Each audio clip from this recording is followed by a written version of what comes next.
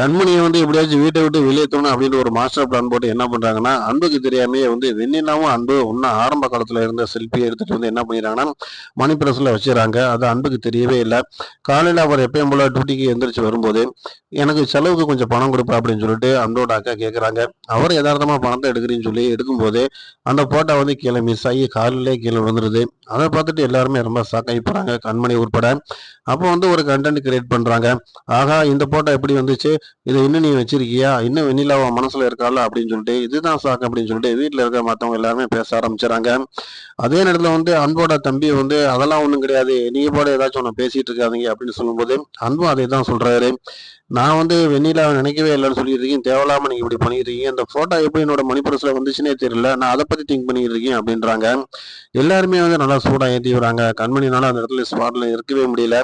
அவங்க ஒரே வார்த்தையில சொல்லிடுறாங்க. அவர் போட்டோ வச்சிருந்தாருன்னா, வைக்காருன்னா, நான் அவர பத்தி என்ன நான் யோசிக்க போறேன் அப்படின்னு சொல்லிட்டு அவங்க அந்த இடத்த விட்டு போயிறாங்க.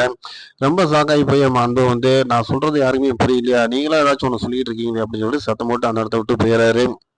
அதுக்கப்புறம் வந்து பார்த்தீங்கன்னா, அன்போட அம்மா சிவகாமிக்கு வந்து மாத்திரை வாங்குறதுக்காண்டி மூவ் பண்றாங்க நம்ம கண்மணி. அப்ப என்ன நடக்குதுன்னு பார்த்தீங்கன்னா, இதுதான் சாக்கு அப்படின்னு சொல்லிட்டு வண்டியில வந்து ரிப்பேர் ஆகுற மாதிரி ஒரு சின்ன ஒரு கிரியேட்டிவ் பண்ணிட்டு என்ன பண்றாங்கன்னு பார்த்தீங்கன்னா, நான் வந்து உங்கள டிராப் பண்றேன்னு அன்பு கேட்குறாரு. ஆனா அவங்க அதுக்கு வாய்ப்பே இல்ல அப்படின்றாங்க. நீங்க யாரு என்னை வந்து டிராப் பண்றது அப்படின்றாங்க.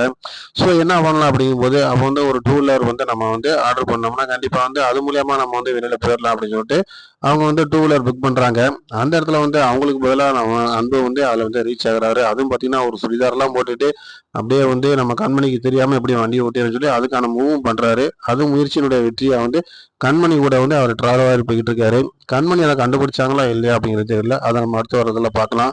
ஸோ என்ன நடக்குது அப்படின்னு பார்த்தீங்கன்னா, 2 பக்கமும் குழப்பத்தை ஏற்படுத்தி குடுத்து 2 பேத்துட்டயுமே வந்து இன்னும் பிரிவு அதிகமாக்கணும் அப்படின்னு சொல்லிட்டு ஒரு மாஸ்டர் பிளான் போட்டு அந்த வீட்ல இருக்கவங்க எல்லாருமே பிளான் பண்றாங்க. இது வந்து சிவகாமிக்கு தெரியும். ஆனா அவங்கனால பேச முடியல. பாத்திமாவுக்கு இந்த விஷயங்கள் தெரிய மாட்டேங்குது. அவங்க நியாயமா நடந்தாலும் கூட இந்த தப்ப வந்து அவங்களால சரி பண்ண முடியல.